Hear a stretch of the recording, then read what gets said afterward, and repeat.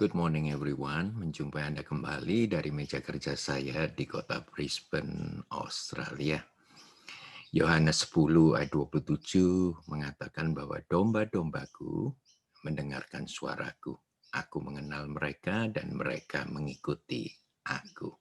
Itu kata Yesus kepada setiap daripada kita yang merupakan domba-domba Dia, dan Dia adalah gembala agung kita. Nah, saudara, mengapa penting sekali untuk mendengarkan suara Tuhan?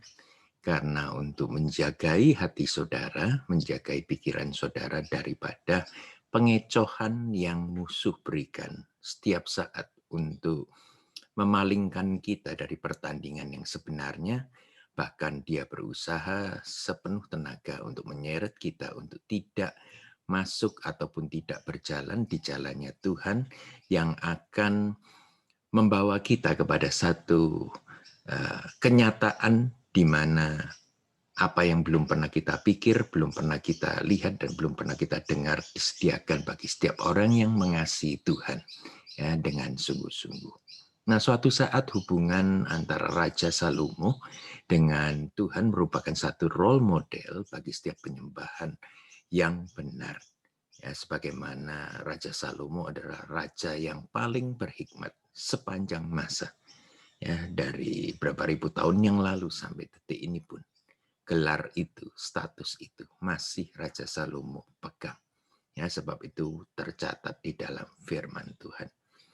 Nah, perihal yang tercatat dan paling manis adalah ketika Tuhan ya hendak memberikan apa yang diminta oleh Salomo. Bayangkan saudara kalau Tuhan tiba-tiba datang kepada Anda dan dia bertanya begini, ya, minta apa saja daripadaku, aku akan berikan kepadamu. Kira-kira apa yang Anda minta? Ya, mungkin ada 127 permintaan yang Anda akan sodorkan kepada Tuhan. Tetapi Salomo tidak begitu, saudara. Nah, inilah yang tercatat dalam firman Tuhan bahwa ini sangat berkenan sekali di hadapan Allah. Dia hanya meminta hikmat untuk memimpin rakyat Israel. Ya, karena dia adalah raja yang menggantikan Raja Daud.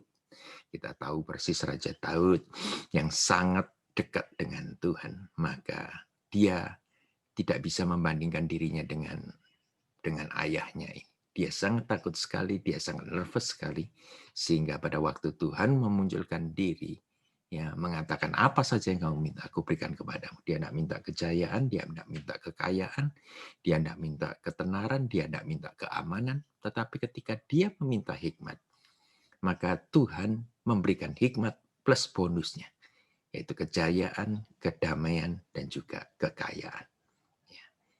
Nah, setelah berapa puluh tahun dia memerintah, saudara, rupanya inilah bagian daripada pengecohan daripada si musuh. Saudara tidak bisa menyingkirkan Tuhan secara perlahan. Saudara tidak bisa ya memutuskan segala sesuatu dan menganggap diri Anda adalah yang paling benar, menganggap diri Anda sebagai Tuhan bagi diri Anda sendiri. Masuklah pengecohan ataupun penipuan ke dalam kehidupan Salomo. Ya, di mana keputusan Salomo untuk menikahi putri-putri asing ini, putri-putri daripada kerajaan musuhnya, untuk memperoleh damai. Terutama dia menikahi putri Firaun. Ya, kemudian dia membawa ilah-ilah mereka masuk ke dalam Yerusalem, masuk ke dalam istana. Ya, tidak ada yang secepat menularnya dosa. Hati-hati dengan dosa. Ya, very contagious. Sangat cepat sekali menularnya. Mungkin seperti pandemi COVID-19 coronavirus ini. Ya, begitu kejamah saja sudah akan terjangkit. Nah, saudaraku yang kasih, ya, yang paling konyol, yang paling ironi adalah raja yang boleh tergolong sangat dekat dengan Tuhan, raja yang sepenuh hatinya memberikan segala yang terbaik untuk Tuhan, akhirnya ikut menyembah ilah-ilah istri-istri asing. Ya. Setiap kompromi selalu memiliki resiko. Dan inilah resiko daripada Salomo setelah meninggalkan secara perlahan Tuhan sejati. Saya inginkan saudara menjaga hati saudara dengan segala kewaspadaan. Karena kalau kita meninggalkan Tuhan, bukan seketika sebenarnya, secara perlahan. Nah, inilah yang Salomo alami. Yang pertama adalah dia membuat dirinya menjadi orang bodoh. Bayangkan saja, ilah-ilah yang mati itu dia sembah lagi. Dan yang kedua, dia menyeret orang lain masuk ke dalam dosa. Kalau dalam aplikasi kehidupan kita, kita bisa menyeret orang-orang yang kita kasih ikut menderita karena kebodohan kita. Yang ketiga, Anda membuat permusuhan, ya, Anda membuat permusuhan melawan Tuhan. Saudara, kalau kita memiliki musuh dalam hidup ini, mungkin Tuhan sebagai pembela kita itu adalah harapan saudara untuk kita menang. Tetapi kalau saudara sudah memusuhi Tuhan, berat sekali. Siapa pembela kita? Oleh karena itu, berjaga-jagalah. Ya, berdirilah teguh dalam iman, bersikaplah sebagai laki-laki. Dan tetaplah kuat. Janganlah ikuti setan untuk bisa masuk sedikit pun dalam kehidupan Anda.